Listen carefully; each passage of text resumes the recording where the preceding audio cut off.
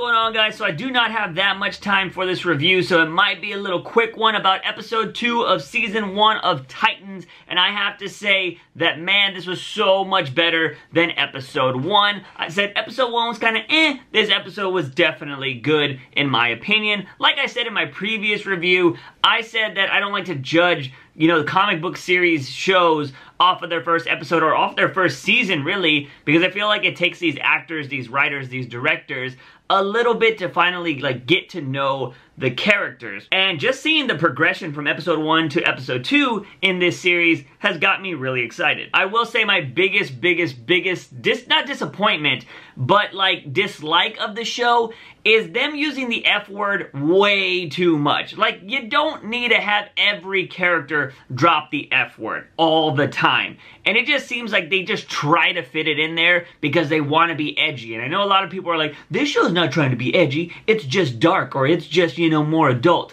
That doesn't mean anything. You can still have an adult show without dropping the F-bomb for every character all the time. And this one just had, it just seems like some of the F-bombs are just thrown in there for no reason. Like the old guy having somebody knock on the door really early just throws the F-bomb. Like, come on. Like, it's just, I don't know. I don't know how you guys feel about that, but I think it's just way overused in this show and it's unnecessary. Besides the overusage of the F word and a little bit of dialogue that just didn't fit in some points, I thought the episode was pretty awesome. I did actually really like that creepy super soldier family. I like that it wasn't just like the dad or the mom that was like a secret soldier. It was the whole family, and they took those like serums or whatever to make them like all badass. I thought that was a really cool touch. I love random characters like that you can just throw in there. Sometimes it feels like, you know, a lot of these shows just have to make super characters and, you know, like, oh yeah, they'll come back. I like kind of just random characters that you don't even know about, and bada bing, bada boom, they're cool because they're agents of villains or whatever. But I don't know. I like the whole crazy, creepy family aspect of this episode. Next up, and easily the best thing in this episode, was Hawk and Dove. Like, the episode started off with Hawk and Dove, them fighting, them seeing that kind of relationship that they have together. I thought that was cool. Now, I will say it looks like they're just going with the vigilante route. With Hawk and Dove, it doesn't seem like they have their powers. In the comic books, they actually do have powers. So it looks like they're kind of just on par with Batman and Robin in the sense that they're just people that know how to crime fight. And so I'm kind of cool with that because I don't know how you guys felt about it, but I liked the idea that Hawk and Dove were taking like painkillers and, you know, freaking steroids or whatever they were taking to just try to survive. Like, they're breaking their ribs, they're getting hurt, they're getting shot, and they have to take care of themselves. So they probably have addictions, kind of like Hawk seemed like he just kept drinking and taking pills and injecting himself with stuff. Like, I feel like that's really how vigilantes would operate. They would be taking pills, they'd be kind of doing stuff like that. So they pretty much would be their own worst enemy because they're trying to heal to get back out there again, but they're kind of just killing themselves with taking all of these different medications and stuff. So I really like seeing that part of the characters. I felt like this episode was a lot more character development, especially with Raven and Robin, but since we got to see Hawk and Dove, like, I feel like they introduced those characters really well because the whole episode kind of centered around them, along with, you know, Raven and Robin, but they didn't try to force Starfire or Beast Boy into this episode, which I really enjoyed. The first episode did feel like they were like, we gotta get all of them in there, like, you know, throw in a random crap everywhere. And I get that because the show's called Titans and you want to show all of them. But I feel like you could have started off with just Dick Grayson meeting Raven and then meeting the other characters later on. But I feel like, you know, they just wanted to, you know, try to start off the show with a bang by introducing everybody, which I think might have been the wrong move. But in this second episode, they kept it more contained, just Robin, just Raven, and introduced Hawk and Dove, and that was cool. I really liked it, and I liked seeing the past relationship that Dove and Robin had when they were younger or kids, as Dick Grayson told to Raven. I thought that was really cool. They were intimate. And then, of course, you have the hothead that is Hawk upset that freaking Dick Grayson's there because, like, what the hell are you doing here? You know, just how macho guys get when somebody, like, hits on their girl or whatever. Hawk was just that overprotective macho guy when Dick Grayson showed up. And I thought that was pretty cool. We even saw a little scuffle with them that Raven broke up when she screamed at him. And it's just cool because there's that history there. He's in love with Dove. Dove used to have a past relationship with Robin. And it's just kind of this weird love triangle. And obviously it seems like she has some kind of feelings towards Dick still because of, you know, just their past. and he left her out to dry or whatever. I don't know. But that was just a really cool storyline telling there. And then, of course, you know, Dove and Hawk wanted Robin to help them, you know, end this whole, like, final job, because vigilantes always have one final job to, like, retire or whatever. And they want to get out of the business, but they don't have enough money, and they're trying to, you know, do this whole thing. They go in by themselves, get kind of in a bad situation, and Robin shows up to save them. And I thought that was really cool, and they see how brutal he is, and how he's just like, you know, he just hits everybody. Again, I know he doesn't kill anybody here, but it's really interesting to see where they're gonna go with the Robin story, because apparently he says that he's not in the, you know, he left Bruce apparently because Bruce kills, and he's not about that life anymore, but he's just as violent and brutal, it seems. I mean, he literally just stuck a freaking Robin thing in some dude's eye and then pulled it out. So he basically just blinded somebody.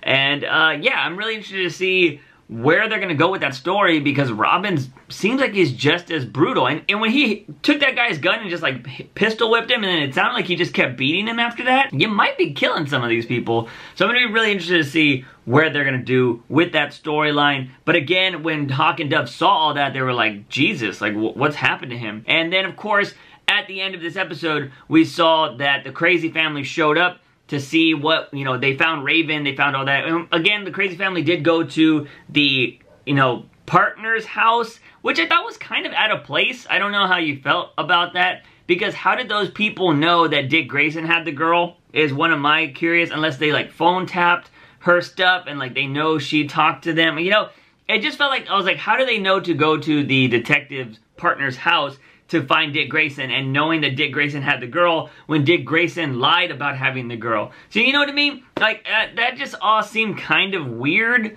for that Crazy family to go to her house. Either way, they find the four of them, get into a big scuffle, and basically beat the hell out of everybody and end up taking Raven at the end. That's what it seemed like, because Robin got thrown off the side of the building, he caught onto the side, Hawk got beat to hell, and Dove maybe died. I really hope she doesn't die, because Dove, I'm gonna say it, I say it all the time in these shows, but Dove is BAE. Dove is BAE. I love her already. Her character was awesome. I love the way she just carried herself. Like, she was sweet, but badass at the same time. Like, BAE. Just total 100% BAE. And, yeah, so that was my kind of thing.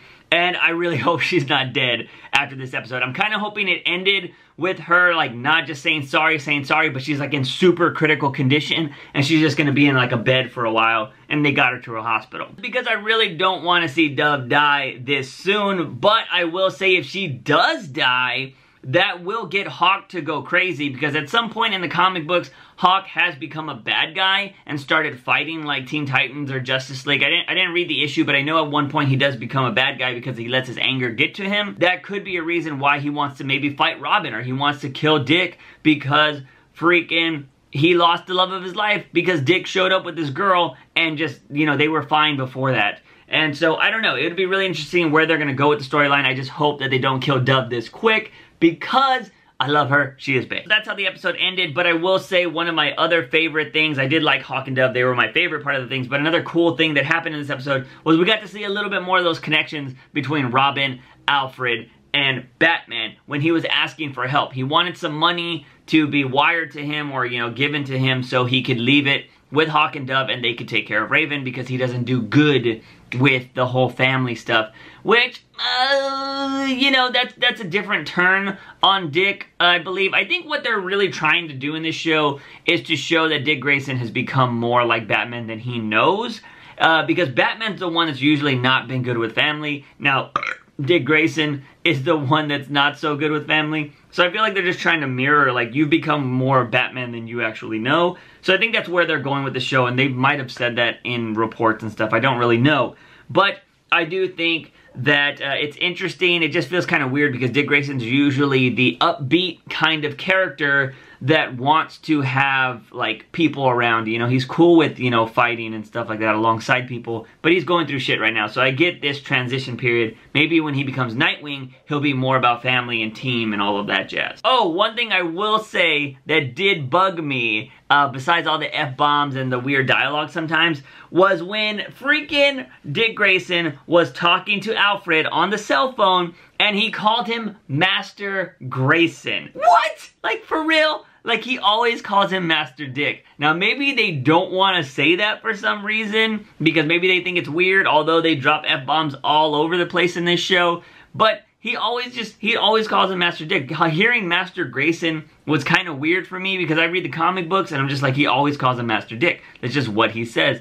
And, so, like, I don't know. It was weird to say that. Maybe they just didn't like the way it sounded, and they were just going with Master Grayson. But yeah, I was like, that's not Alfred. So it's really interesting to see what's going to be happening. I like those little subtle hints at, like, you know, introducing the Bat family, showing that this stuff was there. But yeah, I don't know.